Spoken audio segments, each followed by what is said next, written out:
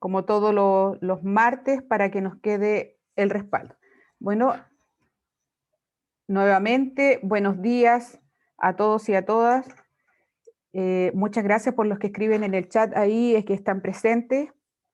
Yo creo que ya terminando esta semana voy a hacer un resumen de los estudiantes que efectivamente me corresponden y recuerden que las evaluaciones las deben hacer, aunque vengan a esta clase, las tienen que hacer con la profesora Caridad, ¿ya? Porque la hacemos a través del aula.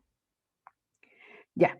Recordemos, la semana pasada nosotros comenzamos a revisar lo que era el sistema centralizador, otro sistema contable perteneciente a los sistemas de información contable que ustedes habían conocido en la asignatura de Introducción a las Ciencias Empresariales, y hoy día les mostré un nuevo sistema donde abre el libro diario general y el mayor general y nos entrega mayor información y más detallada sobre las operaciones básicas que ocurren en la empresa. Ya fue así que revisamos el libro de compras y el libro de ventas, la tarjeta de existencia o el mayor auxiliar de existencia o CAR de existencia, como quiera llamarle, e hicimos los resúmenes de cada libro, que dijimos que la importancia de esos resúmenes era tal que nos servía posteriormente para hacer los asientos de centralización en el libro diario. Y esta vez cambiábamos de asientos diarios, cronológicos, día a día, por estos libros auxiliares que recogían también en forma cronológica todas nuestras operaciones, pero esta vez las íbamos clasificando de acuerdo a la naturaleza y homogeneidad que tenía cada una de ellas, es decir, similar naturaleza, homogéneo, los colocábamos en el libro, en el mismo libro. Y creábamos tantos libros como fuese necesario para dejar reflejadas esas operaciones. Y también conversamos que cuando hay operaciones que no tienen cabida en esos libros auxiliares, vimos ejemplos, el inicio de actividades, el ajuste de las cuentas IVA, el ajuste por el costo de la venta, que no tienen cabida, dada su particularidad, porque son los últimos, son ajustes prácticos irregulares que se tienen que hacer cada periodo, y el primero es la reapertura o el inicio de las actividades para arrastrar y dejar demostrados los saldos iniciales de cada una de las cuentas de la situación patrimonial que se forjó en el periodo anterior. ¿Ya? Entonces, dada la importancia del libro compra y venta, nosotros definimos unas cuentas que las denominamos cuentas puentes. ¿Alguien me puede decir qué son las cuentas puentes? ¿Y por qué serán tan importantes en levantarlas a partir del libro compras y ventas?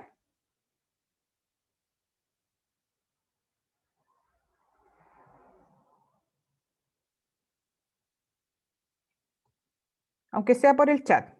¿Alguna, alguna observación o comentario?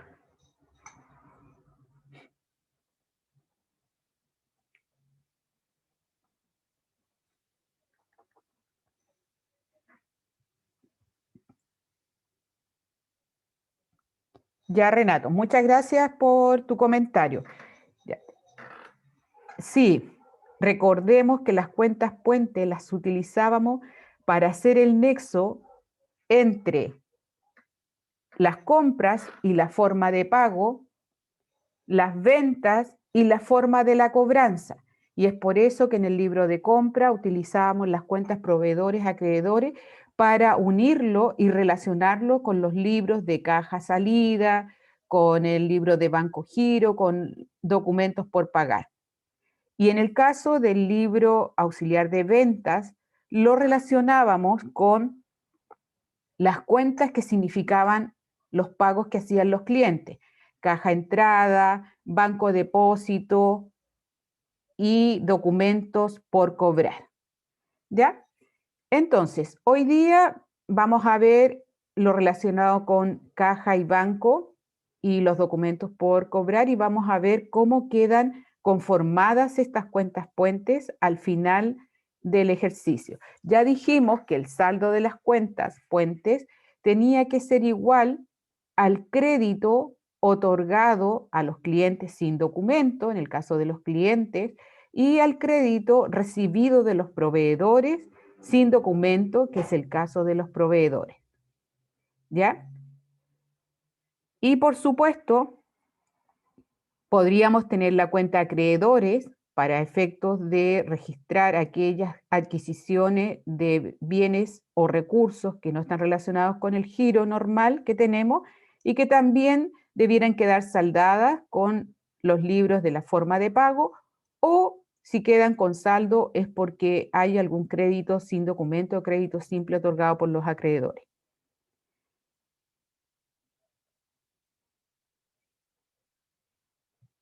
Ya.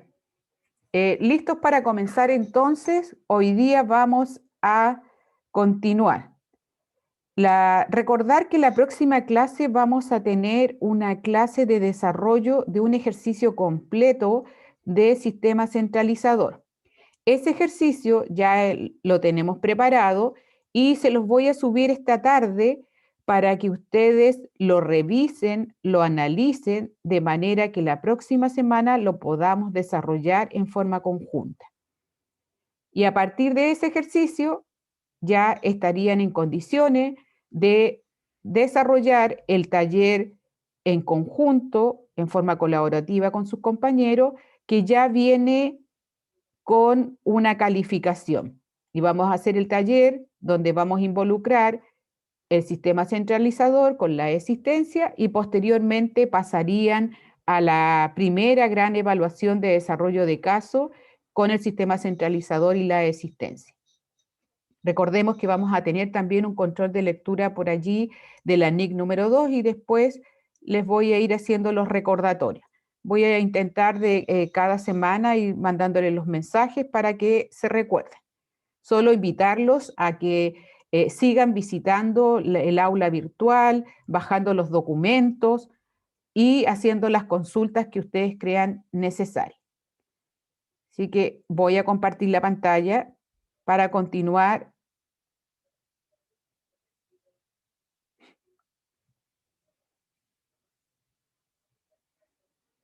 Ya. Ahí ustedes me dicen si se ve correctamente. Vamos a... Sí, profe, se ve. Ya, muchas gracias. Entonces, nuestro primer gran ajuste para las compras y las ventas van a ser los libros auxiliares de caja. Y en este caso, los libros auxiliares de caja, entradas y salidas, van a registrar y controlar el movimiento del efectivo. Tan importante manejarlo y controlarlo de manera que no se produzcan los fraudes o las malversaciones. Recordar que lo más líquido es el dinero y por lo tanto es el que más rápidamente se va entre los dedos. Y eso es necesario y es muy importante, y por esa razón nosotros tenemos una unidad completa para mostrar cómo se registra y cómo se controla el manejo del efectivo y el efectivo equivalente. Ya podríamos empezar a llamarle F, efectivo y efectivo equivalente, porque después nos vamos a dar cuenta que no solamente el dinero sonante, contante, es lo que nosotros recibimos. También recibimos cheques, también recibimos letras, también hay depósito a plazo, hay fondos mutuos.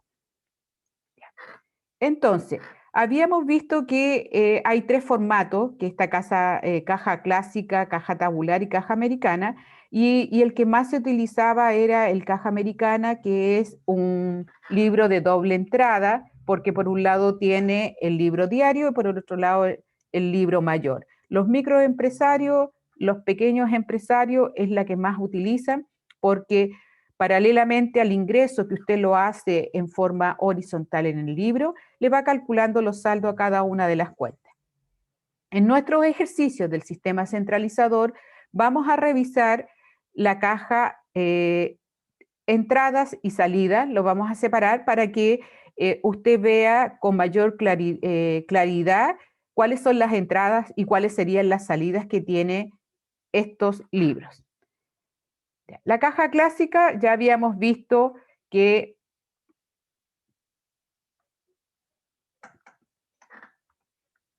tenía por un lado el lado debe y por el otro lado el lado haber.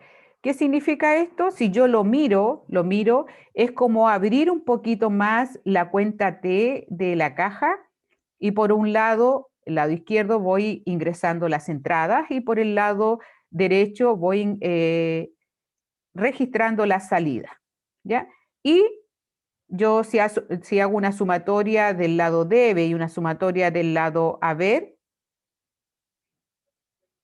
veo que hay débitos, que hay créditos y que por diferencia yo puedo obtener el saldo. Por lo tanto, hago un resumen.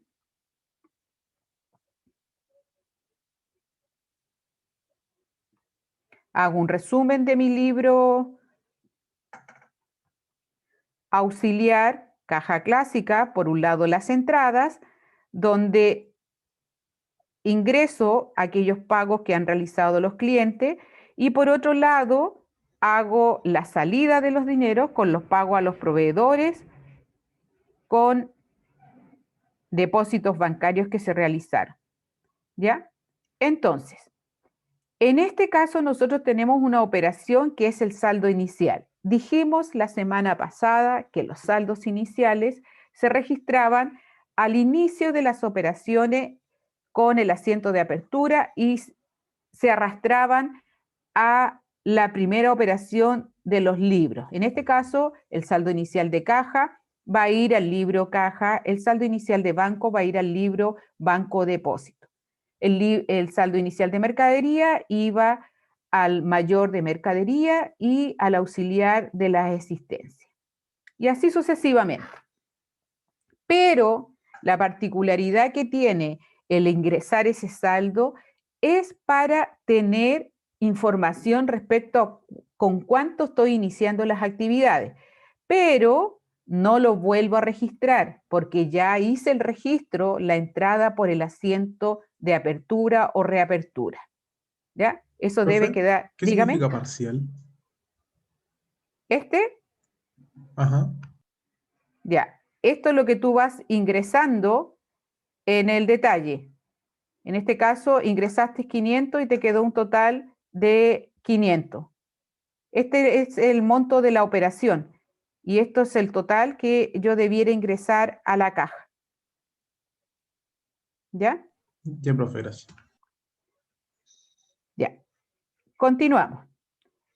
Tenemos la caja tabular. Si ustedes acá lo ven, tenemos también acá un detalle del saldo inicial, un control que significa qué cantidad es la que vamos ingresando, pero acá ya les vamos colocando una cuenta de los clientes y por este otro lado los proveedores. Y aquí podríamos colocar algunas cuentas varias. ¿Ya? Y también, si ustedes se fijan, nos da el total de los débitos, el total de los clientes que se pagaron, el total de los créditos, el total de los proveedores que se pagaron y cuentas varias para dejar en este caso el depósito. ¿Ya? Los asientos Profe, ¿ya? Dígame. entonces el formato de caja tabular también tiene una doble entrada, ¿o no? Claro, por un lado las entradas en el lado izquierdo y por otro lado las salidas por el lado derecho. También es doble entrada. ¿Ya? Ah, ya vale. Entonces, para no enredarse tanto con estos formatos, nosotros lo que hacemos es separar la caja ingresos o entrada de la caja salidas o egreso.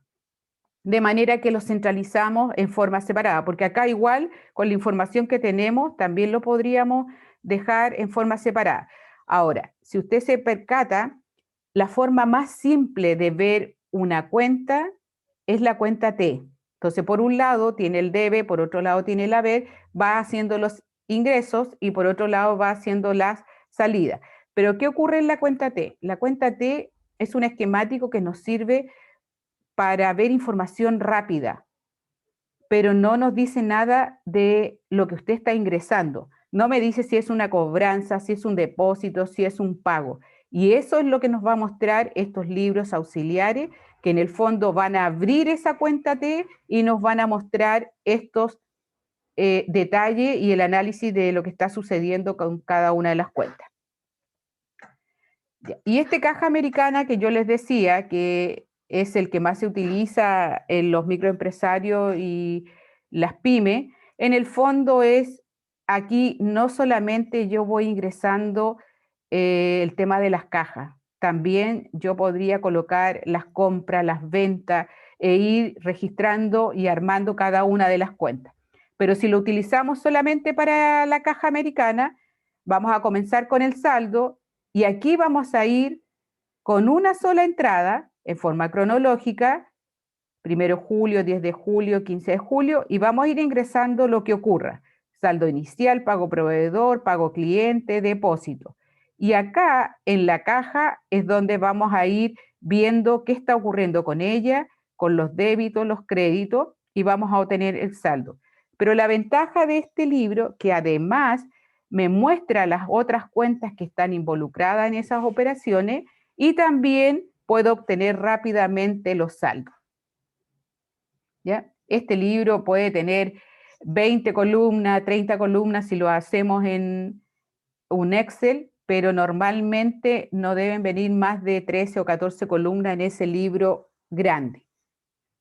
¿Ya? Hoy día, por supuesto, con el tema de el uso de los computadores y de los software, por supuesto que esto es mucho más fácil y se ingresa a través de los vouchers con la información de qué se carga y qué se abona, y además vamos ingresando las cuentas. Ahora, ¿dónde puede estar el error? En el análisis que yo haga y puedo debitar o puedo abonar una cuenta que no corresponde, y es allí donde al final del ejercicio tenemos que hacer los análisis que correspondan para reflejar los verdaderos saldos. Y es por eso que uno de los trabajos que más hacen los estudiantes en práctica es análisis y tratamiento de las cuentas. Sobre todo una gran cuenta que se llama gastos generales, que al parecer los contadores siguen ingresando en esa cuenta todo lo que no cuadra o todo lo que no tiene sentido para ello y lo van arrojando a ese gran pozo de gastos generales o ingresos varios, y después hay que empezar a abrir y hacer el detalle de si corresponde a un activo, a un pasivo, ingreso, gasto o patrimonio. Después, nosotros con el resumen del caja entradas y con el resumen del caja salida, nosotros hacíamos el asiento de centralización el último día del mes, en este caso 31 de julio, que en el primer caso sería caja cliente, porque solamente hubo una cobranza a los clientes, y en el caso de proveedores hubo un pago a los proveedores y un depósito que hicimos al banco. Y recordarle allí que el saldo inicial viene de arrastre en la cuenta mayor caja, por lo tanto no se debe hacer el registro nuevamente porque ya lo hizo cuando registró el asiento de reapertura. También recordar que en este caso estamos utilizando el asiento de centralización del caja egreso para llevar los depósitos porque le estamos dando la salida. Pero si paralelamente tuviéramos un libro de depósitos, nosotros tendríamos que generar una cuenta puente nueva que se va a llamar depósitos en tránsito para poder registrar tanto la salida por caja como el ingreso por el banco. ¿Ya? Vamos a ver si eso se produce en este ejercicio. Después, para hacer los registros de los cheques, ¿de dónde provienen los cheques? ¿Alguien sabe por qué hay cheques?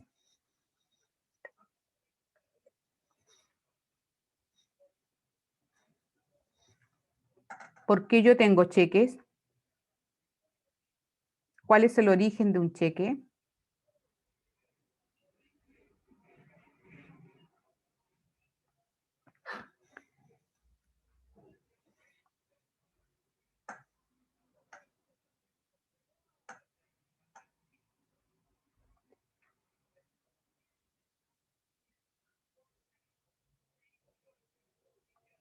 Ya. Renato me dice que es una opción que tenemos para el pago futuro. Ya. Pero recordemos que los cheques es un documento mercantil, ¿cierto? Ya, ok, un documento mercantil. Y nos servía para hacer los pagos. Pero el origen de el cheque es a partir de la creación de una cuenta corriente. Y una cuenta corriente la creamos a partir de una institución financiera, que en este caso es un banco. El banco le da la posibilidad de abrir una cuenta corriente por la cual le va a cobrar gastos bancarios, le va a otorgar líneas de crédito, le va a prestar dinero, por supuesto le va a cobrar los intereses, le puede cumplir la función de cobranza de letras o de documentos, que también le va a cobrar las comisiones, le puede hacer un descuento de esas letras o documentos para poder darle más liquidez a su empresa. Entonces, los cheques provienen y se originan a partir de una cuenta corriente que usted abre en una institución financiera que es un banco. Y por lo tanto, es otra posibilidad que yo tengo de resguardar y controlar el efectivo que ingresa a caja. Porque si tenemos todo en caja, hay más posibilidades que se pierda el dinero y entonces en ese caso lo que hacemos es abrir una cuenta corriente para llevar parte de ese dinero y protegerlo en esa cuenta corriente.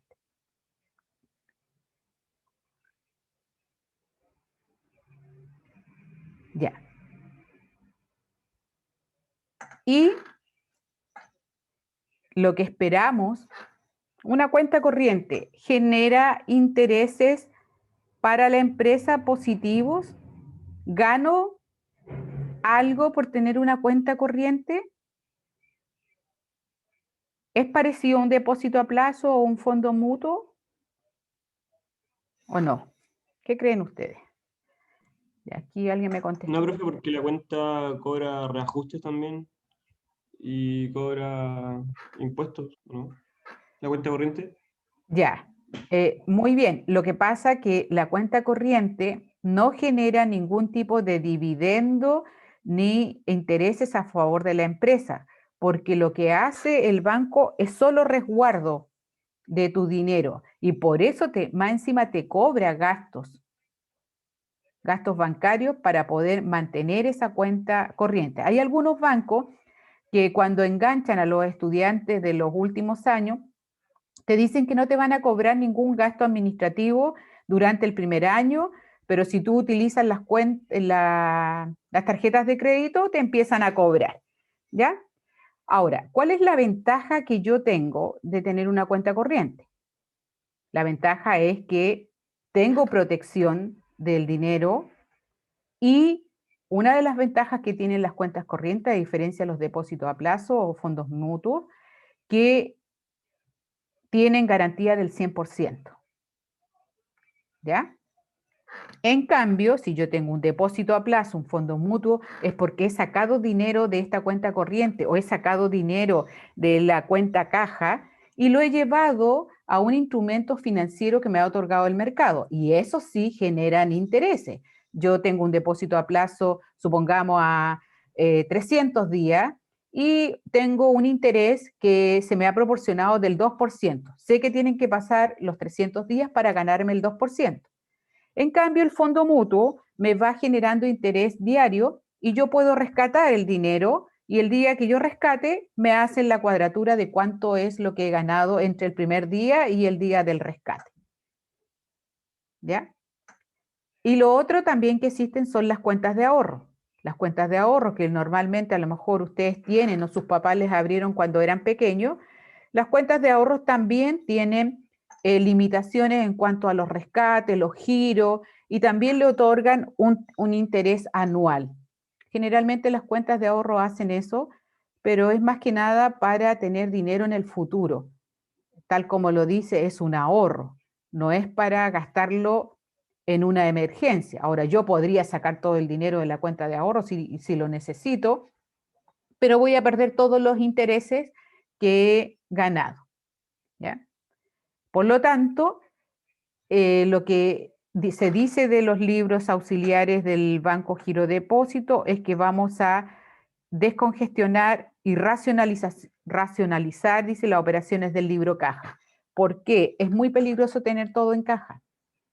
Y la idea es que nosotros vayamos registrando todos los giros de los cheques que se hacen, todas las comisiones que me puede cobrar el banco, los intereses que yo he pagado por el préstamo, gastos de protesto también, porque si yo llevo letras o documentos al banco y las personas no las pagan, el banco las va a protestar.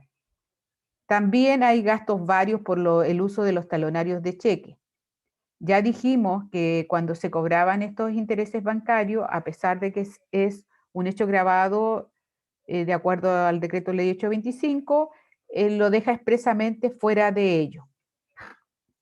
Ya, y tal como decía acá, una alternativa es que los depósitos al banco serán registrados por el libro caja como una salida de esta, como lo vimos en la otra, con un cargo a la cuenta banco. La otra es crear un banco depósito y ahí tendríamos que ver la situación de la cuenta puente que yo les decía entre caja ingreso y banco depósito, que generalmente se llama depósitos en tránsito. ¿Ya? Lo vamos a escribir aquí para que no se nos olvide.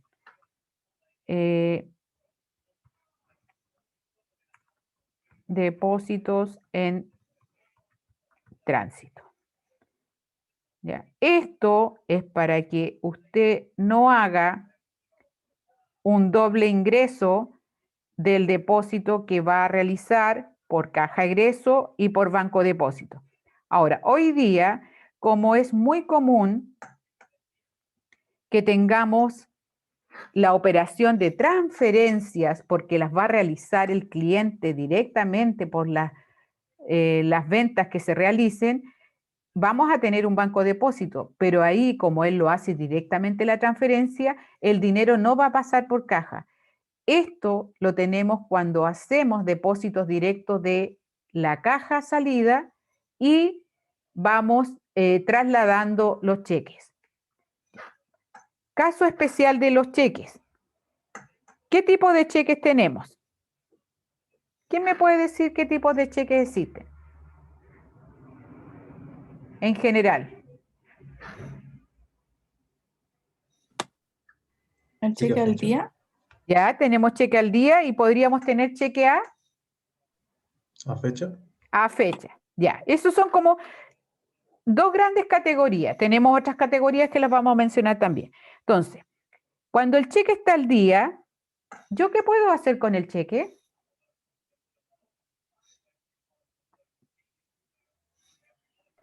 Se puede cobrar al tiro, ¿no? Ya, ¿Cobrar el día que aparece ahí? cobro de inmediato, ¿cierto? Si está al día, yo lo puedo cobrar de inmediato. ¿Y el cheque a fecha? Lo cobro en la... En la fecha que se estima en el cheque. Ya, la fecha que aparece en el cheque. Bien. Entonces, como una medida de control, se dice que todos los cheques que se reciben ingresan a caja. Y por caja salida, yo voy haciendo el depósito. Pero ¿qué hago con un cheque a fecha si no lo puedo depositar? Y la idea no es mantenerlo en la caja guardado. ¿Qué es lo que se hace con un cheque a fecha? ¿Cuál sería como la alternativa de ese cheque a fecha? ¿Qué se le ocurre a ustedes que se puede hacer? ¿Lo voy a dejar ahí donde el cajero está cobrando, pagando el documento? ¿O lo puedo llevar a otro lugar?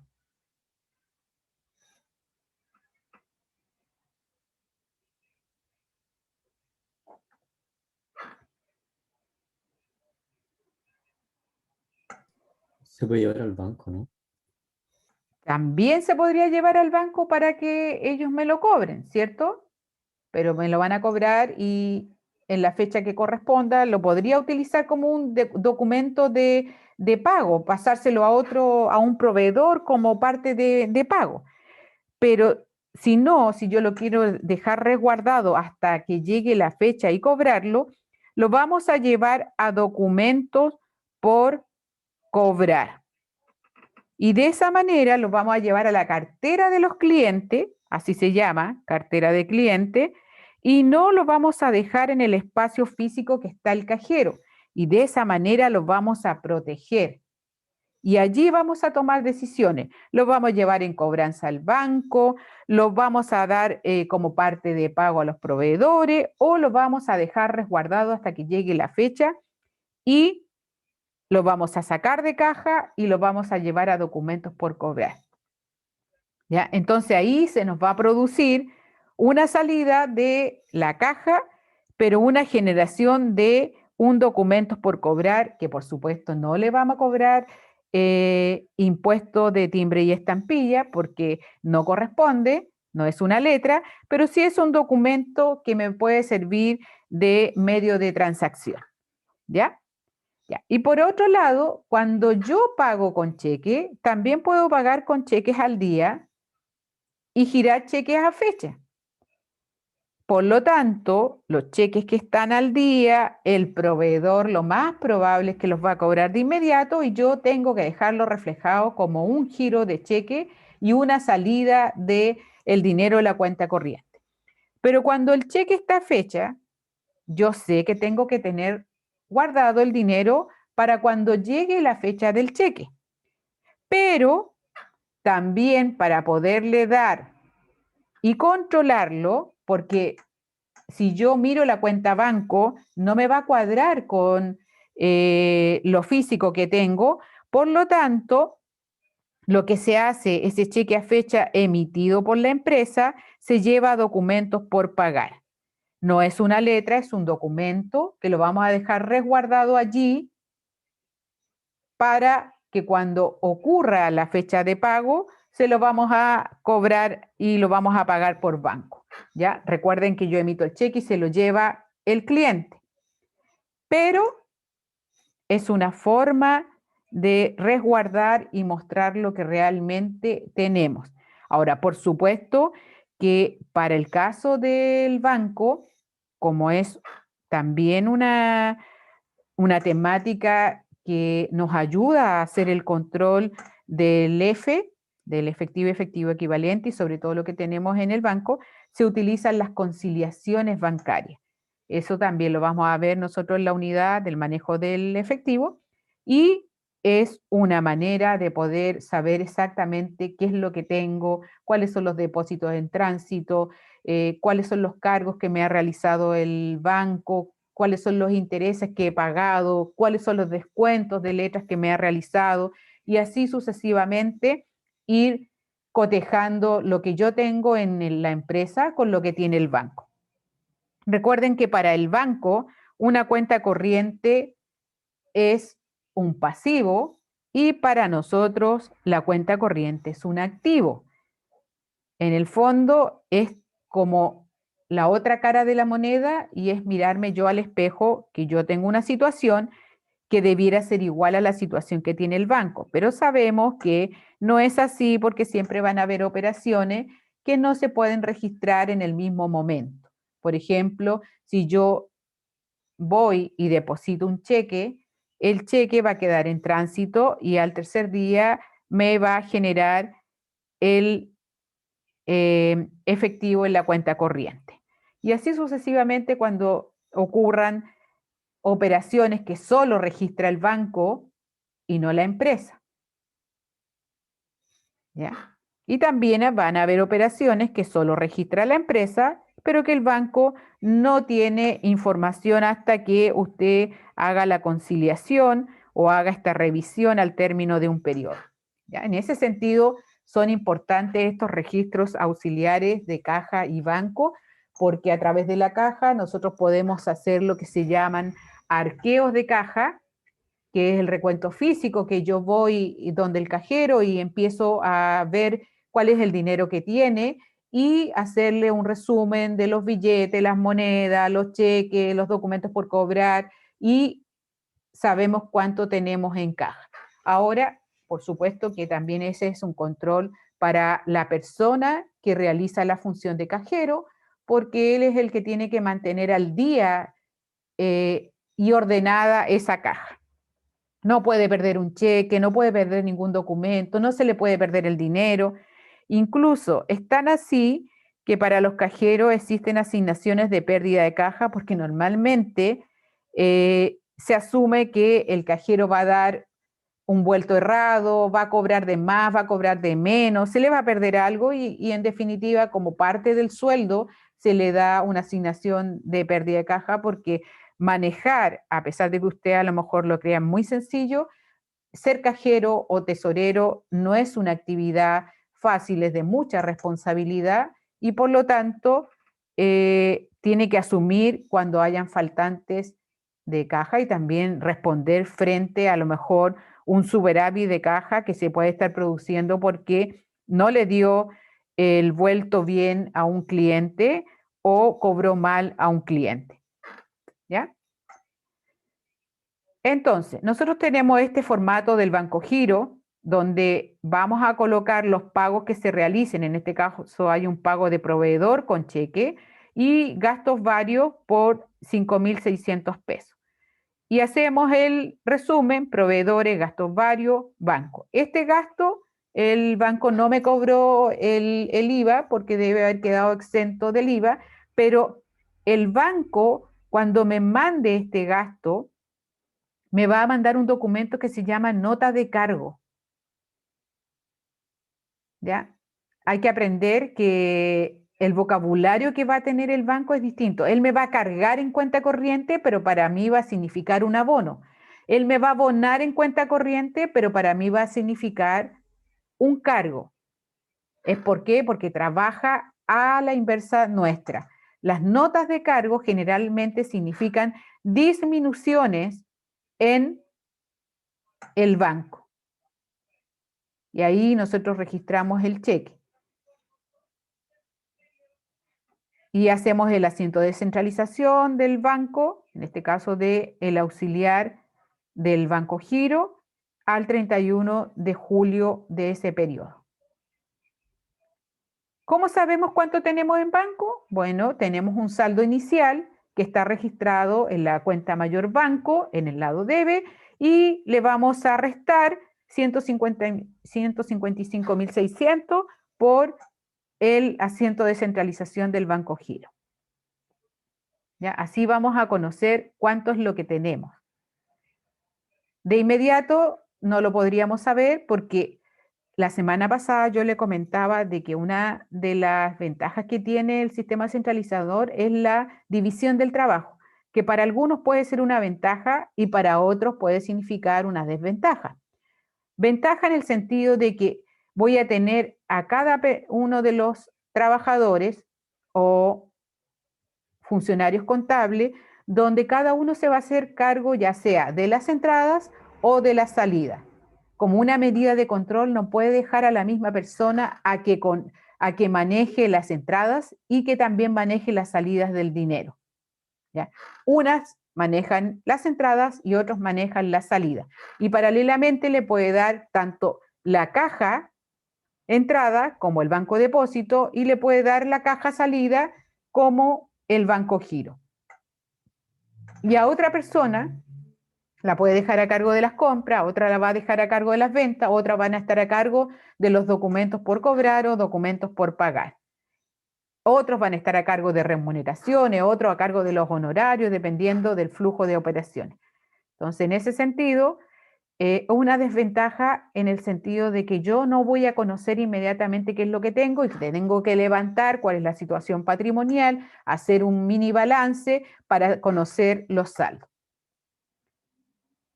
Ya. Les puse aquí el banco depósito porque en este caso registramos el saldo inicial y aquí tenemos una transferencia de un cliente. Por lo tanto, esa transferencia no es lo mismo que un depósito que yo haga desde caja. el depósito que yo estoy haciendo en el banco, lo estoy haciendo porque estoy sacando dinero de la caja y lo estoy llevando al banco. Pero en este caso el cliente directamente hace la transferencia y por lo tanto no pasa por caja. Esta es una de las formas más difíciles de controlar, salvo que el cliente me notifique. ¿Qué hace generalmente uno cuando tiene las transferencias? Les pide el correo, ¿cierto?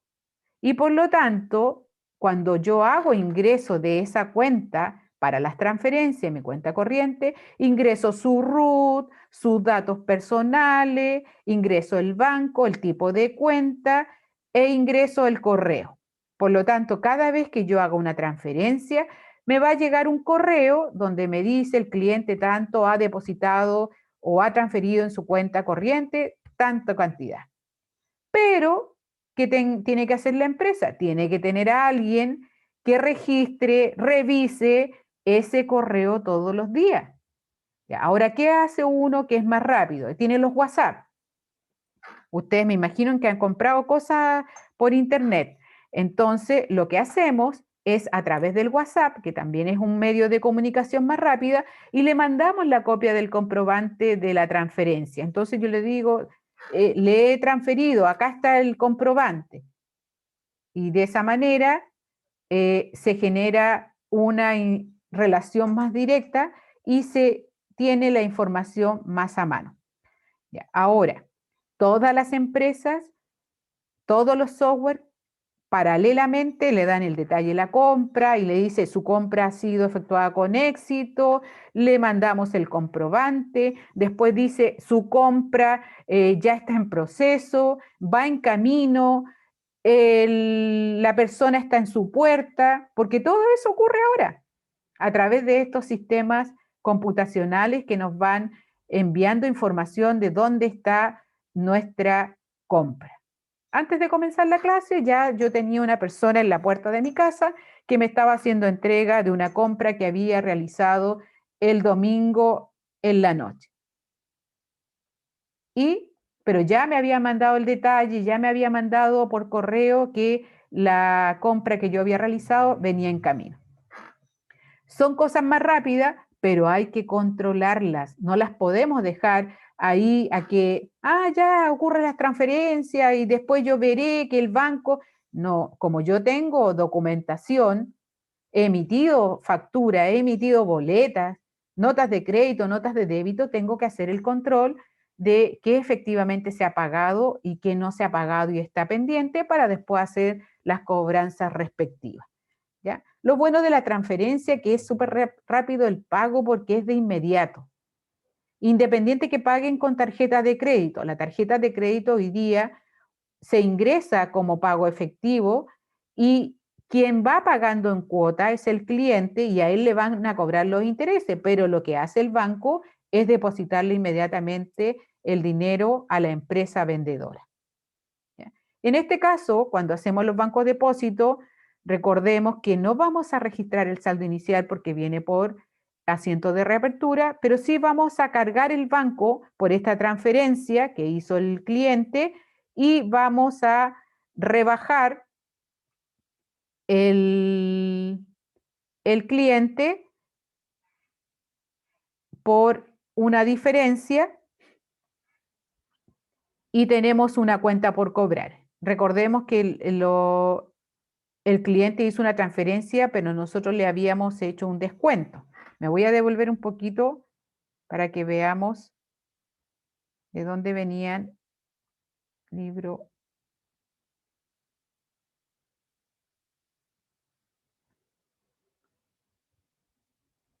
Ya, ¿dónde tenemos los 3.400? Ya. Cuando nosotros le cobramos al cliente un interés o le hacemos un descuento, nosotros lo registramos a través del libro venta. Pero acá nosotros le cargamos al cliente, pero después, si él me paga, yo lo tengo que descontar. Entonces vamos a asumir que esos 3.400 que aparecen acá en el banco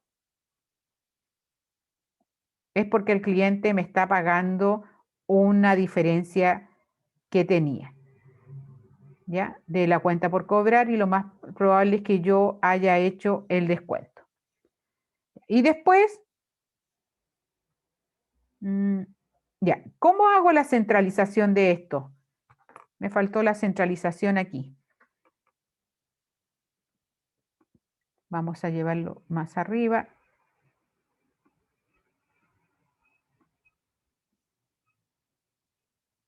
¿Cómo hago la centralización de esta información que me está apareciendo acá? Lo vamos a colocar aquí. Centralización. Libro auxiliar. Banco. Depósito. Ya, dijimos. Vamos a hacer así más rápido. No sé, no me acuerdo del año. Debe haber. Ya. Entonces, la idea que como es depósito, tenemos que ver lo que entró al banco.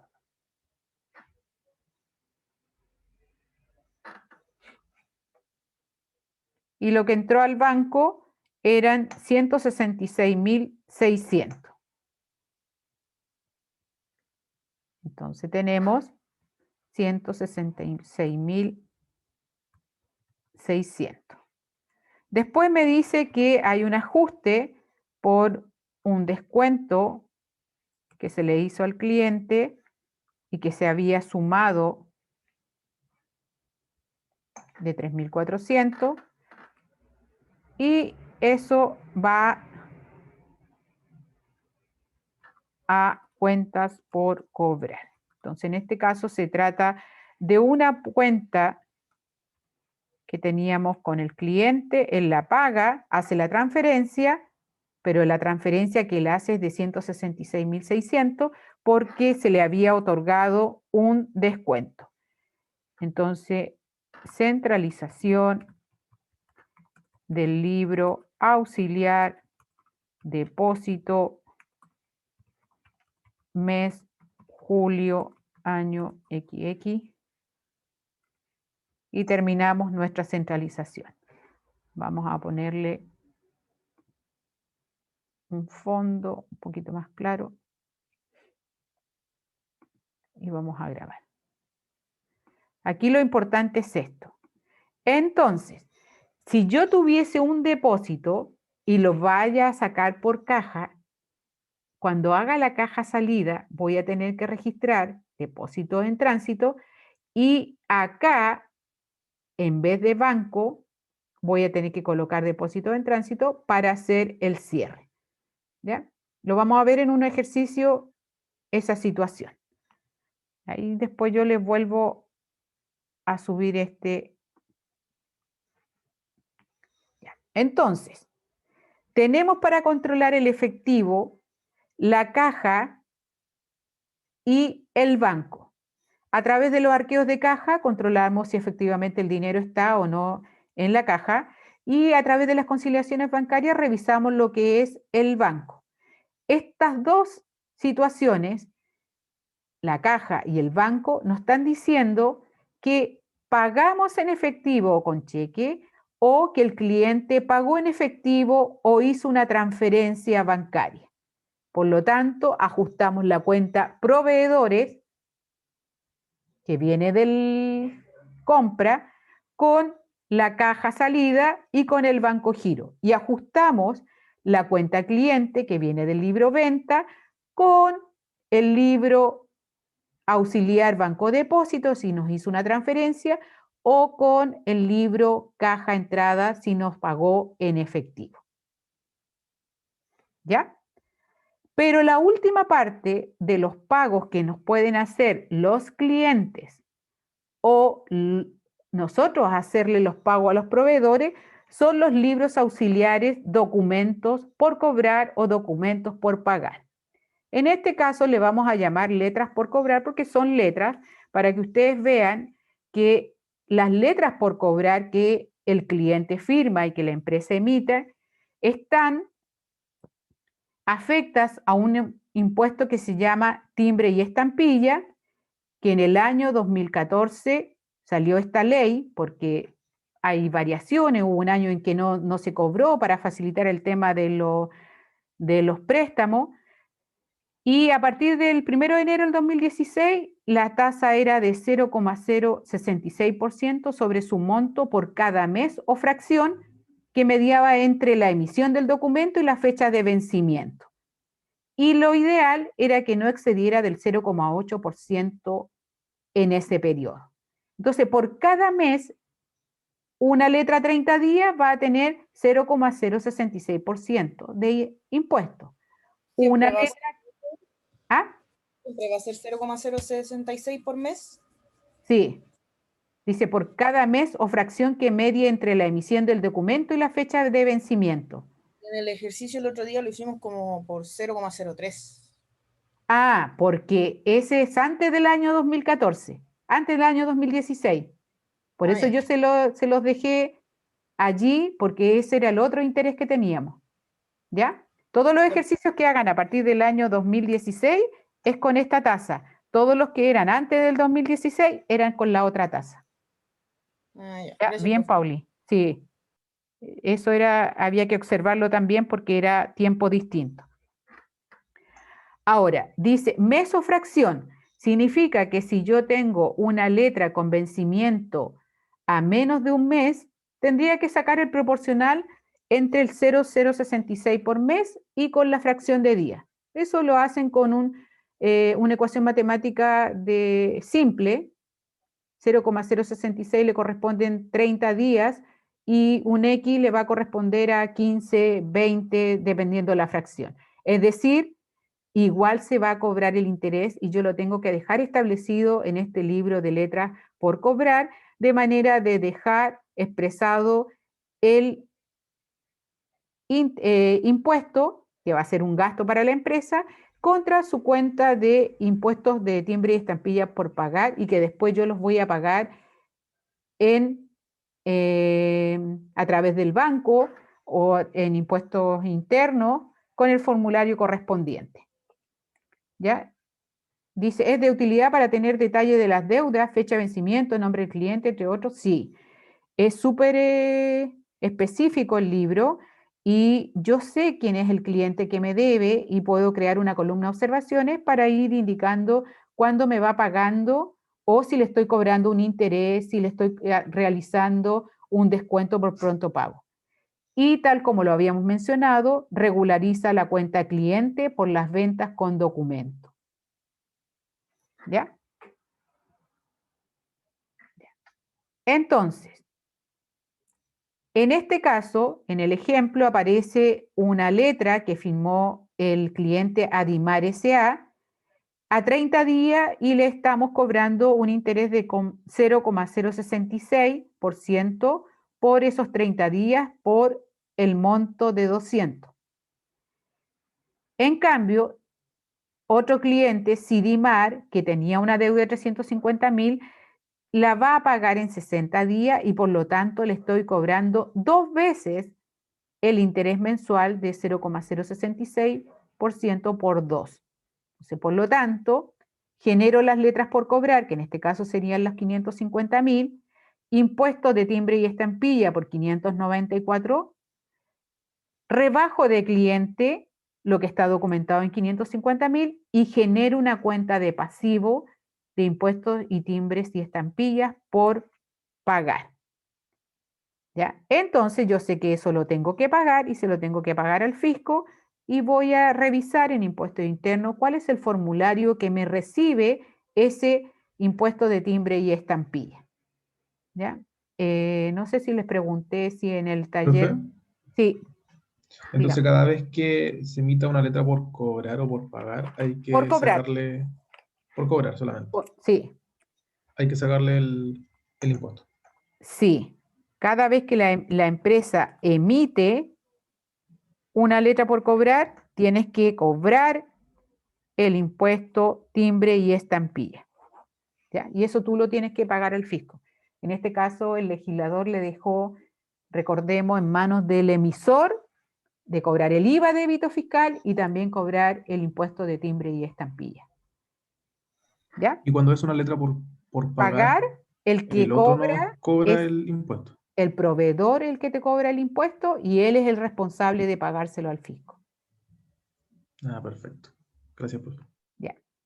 Entonces acá tenemos nuestro asiento de centralización, letras por cobrar, el impuesto timbre y estampilla, rebajamos los clientes por 550.000 y generamos el, voy a correrlo un poquito, ahí.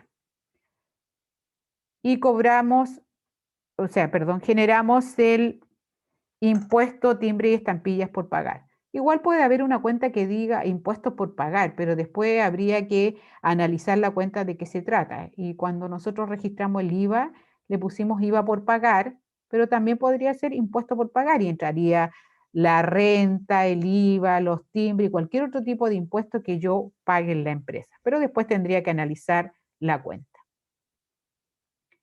Ya. Como existen, no sé, todavía me queda un poquito. Así como existen los libros de documentos por cobrar, también vamos a tener el libro auxiliar de letras por pagar. Y en este caso vamos a llevar un control de todas aquellas letras o documentos que le hemos firmado a nuestros proveedores o acreedores por las compras realizadas. Y vamos a regularizar, tal como dice allí, la cuenta a proveedores por las compras con documento o acreedores de aquellas adquisiciones que no son del giro. ¿Ya? Por lo tanto, esta vez no vamos a pagar el impuesto porque es el proveedor el que me va a cobrar el impuesto y lo va a hacer el registro. Entonces, por lo tanto, yo voy a tener este formato de la letra. Por ejemplo, el proveedor Arias S.A., tengo un monto de 100.000 a 45 días. ¿Qué le agrego yo acá? Yo a estos libros generalmente me gusta agregarle la columna observaciones. ¿Ya? Yo agregaría aquí una columna observaciones. ¿Por qué? Porque la columna observaciones me va a servir para ir colocando si yo la pagué a los 45 días, lo pagué a los 90, pagué intereses, me hicieron descuento. Entonces, yo agregaría la columna observaciones. Agregar columna observaciones. En los formatos que yo le entregué, lo más probable que esté la columna observaciones. Lo vamos a dejar en rojo allí. ¿Ya? De manera que se registre la real forma de pago de estas letras. Pues sí, en la planilla que usted nos entregó, profe, sale efectivamente la columna de observación. Ya, muchas gracias, Pauli. Ya. Estas son cosas que vamos a tener que ir Esas arreglando. planillas sirven para desarrollar todos los ejercicios, ¿cierto? O sea, Todos cualquier los ejercicio. ejercicios, sí. Ah, perfecto. Ya. Ya, continuamos. Entonces le vamos a agregar la columna observaciones para ir registrando si lo pagué en los 45 días, si me cobraron intereses porque los pagué a 50 días o me hicieron descuento porque lo pagué a 40 días. Y por lo tanto vamos a tener el resumen, los proveedores los vamos a cargar porque se los vamos a descontar de donde lo habíamos abonado del libro compra y vamos a generar la cuenta de pasivo, letras por pagar. Y en este caso, estas letras por pagar serían un pasivo corriente porque vencerían dentro del ciclo normal de operaciones menos de un año. Y centralizaríamos proveedores a letras por pagar por los 250.000. Ahora, voy a hacer el stop.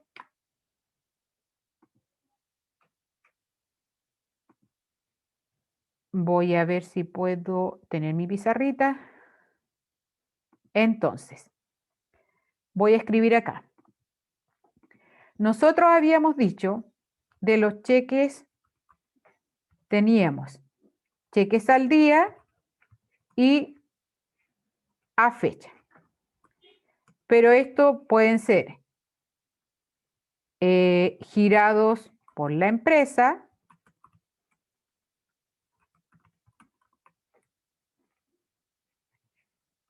o recibidos de los clientes. Tenemos esa alternativa, ¿cierto? Cheques girados por la empresa o bien recibidos por los clientes. ¿Qué hacía con los cheques recibidos por los clientes? Dijimos, si están al día, a ver, vamos a colocar, no esto. Por regla general y como una forma de controlar el efectivo y efectivo equivalente, todos los cheques recibidos pasan por caja en primer lugar.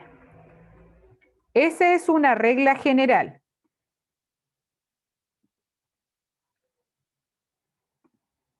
Todos los cheques que yo recibo pasan por caja. Y es por eso que yo les hacía crear el asiento cuando un cliente pagaba con cheque, yo le decía ingréselo a caja y después lo deposita. Y esta es una manera de controlar. Ya, veamos. Entonces, dijimos, los cheques, vamos a cambiar el color. Los cheques al día se depositan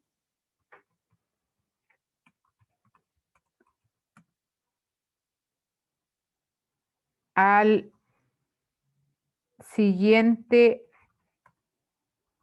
día hábil, ¿ya? Porque si es inhábil no lo va a poder ir a depositar. Esa es la idea. Usted recibe un cheque al día, lo ingresa a caja, pero después lo deposita al siguiente día hábil. ¿Ya? Esa es lo que hay que hacer con los cheques al día. En cambio, con los cheques a fecha,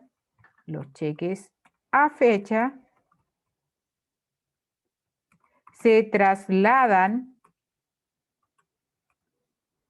vamos a colocarle al término del periodo, o dependiendo de la política de la empresa puede ser cada semana, o dependiendo de la política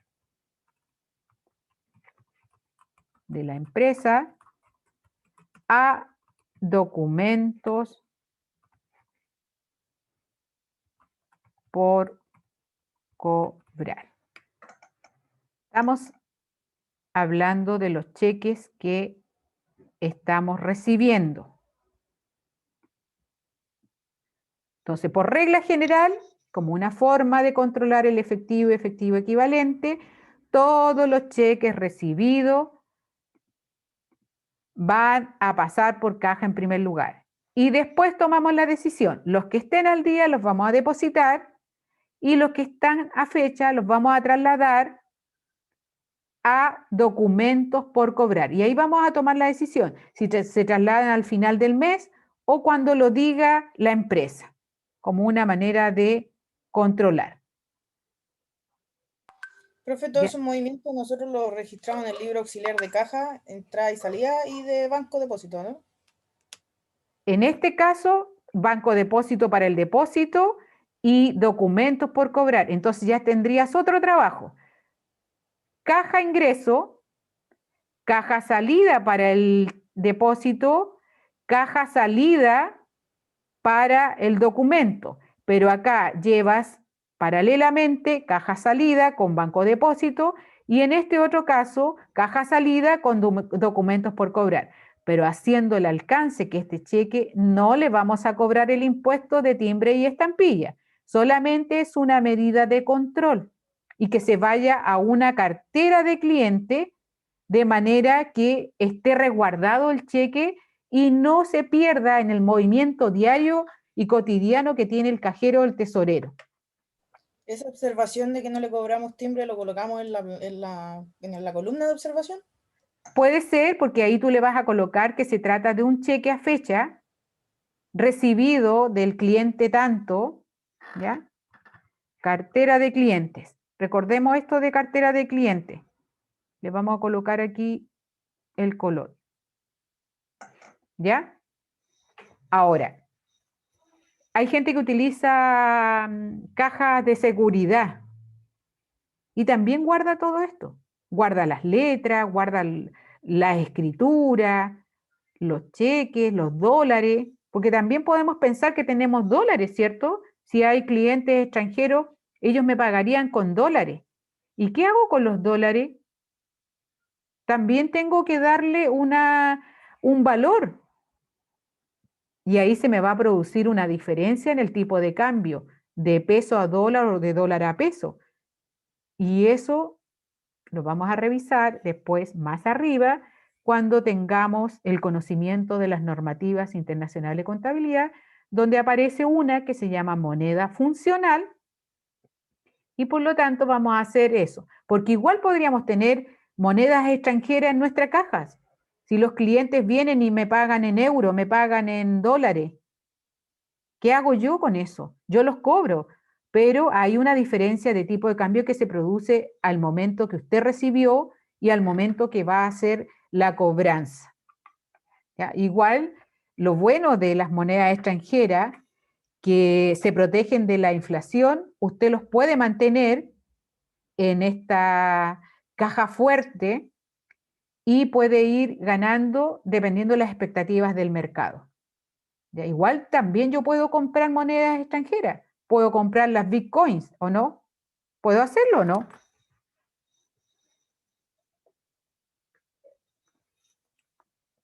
¿Qué creen ustedes? ¿Comprarían bitcoins hoy día? ¿Comprarían las monedas digitales? O sea, sí se puede, me imagino que sí se puede, de ahí a que se compren o no. Ya, sí se puede, ¿cierto? Hoy día está la posibilidad de comprar y esas monedas están generando un interés un poco atractivo. ¿Ya? Por ahí yo escuché una profesora que hizo y que generó renta rápidamente, mucho más que los depósitos a plazo que está otorgando en este momento la banca chilena. Por lo tanto, hay que pensar que yo tengo muchas alternativas para hacer uso del dinero y no cerrarme a que solo va a entrar la caja, o sea, el dinero a caja y ahí va a estar estancado. No, ¿qué hago yo con el dinero? Recuerden que hay un tema de liquidez. La liquidez, la idea es que yo tenga dinero para pagar mis compromisos a corto plazo, pero la idea no es mantener mucho dinero en caja, uno por la protección y otro porque no va a ganar, va a venir la inflación y va a perder poder adquisitivo nuestro dinero. Entonces, como una manera de que se proteja de la inflación y se proteja para poder tener el mismo poder adquisitivo que yo tenía el primer día del mes con el último día del mes, utilicemos estas alternativas que nos dan de los depósitos, de los fondos mutuos, de traspasar a dólares, euros o las bitcoins, que son las monedas digitales. ¿Ya?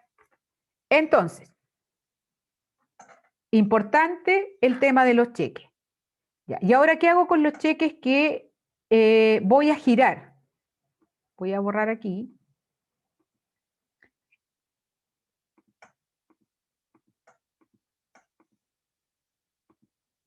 Ya, voy de nuevo. Voy a cambiar el color.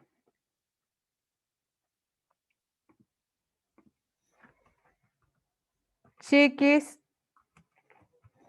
girados al día, proveedor lo cobrará de inmediato. Y si se le olvida, yo le tengo que ir recordando, porque si yo veo que no me lo cobra, tampoco puedo hacer uso del dinero, no me lo cobró y gasto el dinero. No. Yo lo que hago es informo, le digo al banco, ese cheque está girado y no cobrado, por lo tanto, ese dinero yo no lo puedo utilizar. Lo otro son los cheques girados a fecha. Vayan viendo el uso del lenguaje. Hablamos de cheques, giro de cheque, cheques girados, al día, a la fecha, cargo de los bancos, abono de los bancos. Entonces, cheques girados a la fecha se trasladarán a documentos por pagar.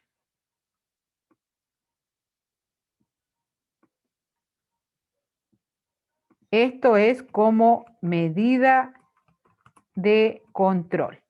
Entonces, pero esto no significa, porque yo al llevarlo a documentos por pagar, le voy a devolver el dinero al banco que le saqué cuando lo giré. Pero también en la columna observaciones vamos a dejar indicado que se trata de un cheque a fecha y que pronto va a ser rebajado del banco. Como el banco cuando emita su cartola nos va a decir que tenemos este dinero en cuenta corriente, pero nosotros le vamos a decir al banco, ojo, se trata de cheques girados y por lo tanto ese no es el saldo que nosotros tenemos en la empresa. Ya. Y recordar que los documentos por pagar no le vamos a cobrar nosotros, sino que es el proveedor el que cobra el impuesto. Ya. ¿Qué otra cosa es importante? Vamos a dejar... Ya. ¿Alguna consulta? ¿Alguna duda? Ya son las 11:30 y vamos a hacer un descanso, pero antes, porque después tenemos que ver nuestro ejercicio para ver cómo quedaron los libros de caja, de banco y de letras. ¿Ya? Recuerden que eso era un ejemplo general que aparecía allí para el tema de los formatos. ¿Ya? ¿Alguna consulta? Quedamos claro entonces que el libro caja, entradas, el banco depósito y documentos por cobrar regularizan la cuenta clientes que proviene o se originó en el libro auxiliar de ventas. Y el libro caja, salidas, banco giro y documentos por pagar regulariza la cuenta puente proveedores que se originó en el libro auxiliar de compra. Y a partir de eso, los saldos que vamos a tener en la cuenta proveedores y en la cuenta clientes, proveedores acreedores, si es que llegase a tener saldo, significa que la empresa compró al crédito sin documento. Y si la cuenta cliente llegase a tener saldo, significa que la empresa vendió al crédito sin documento parte de la venta. ¿Ya? Todo esos análisis nosotros los hacemos al inicio. Cada uno de los ejercicios, recordemos que le podemos ir colocando qué libros se utilizan, podemos ir viendo el movimiento de los auxiliares del diario, del mayor, de manera que cuando yo me enfrento a un ejercicio de esto, hago un análisis macro, es decir, lo reviso completamente y después me pongo a crear cada uno de los libros. No voy e inmediatamente hago el libro compra, el libro venta, no. Voy paso a paso, hago un análisis general, global, determino cuáles son los libros auxiliares del diario y del mayor que voy a utilizar y voy registrando las operaciones en la medida que se vayan produciendo en cada uno de los auxiliares y después sé que tengo que hacer mi iniciación de actividades, tengo que hacer las centralizaciones, tengo que ajustar el IVA, tengo que ajustar el costo y ver si hay alguna u otra operación que no tuvo cabida en esos auxiliares y que le vamos a generar un asiento en el libro diario especial para ello. ¿Ya? Como es el caso del ejercicio que yo les subí de repaso de las distribuciones de las utilidades. ¿Ya? Yo les voy a ir recordando materia de Fundamento de Contabilidad 1 y vamos a ir incorporando en cada uno de los ejercicios eso para que lo vayan recordando. Las iniciaciones de actividades, la reapertura, la distribución de utilidades, el manejo de las cuentas particulares, el manejo de las cuentas obligadas, las vamos a ir recordando. Y ahí en cada uno de los ejercicios que ustedes van realizando. Ya. ¿Qué más? Si no tienen pregunta, descansamos unos 15 minutitos y volvemos en unos 15 minutos máximo para que revisemos el ejercicio. Y yo les voy a mostrar en el aula lo que les he subido para que ustedes puedan ir haciendo esos ejercicios de resumen. Es súper importante que lo hagan. Yo creo que es un aporte que podemos hacer como profesora de la asignatura y también ir respondiendo a las dudas que se les puedan ir generando a ustedes.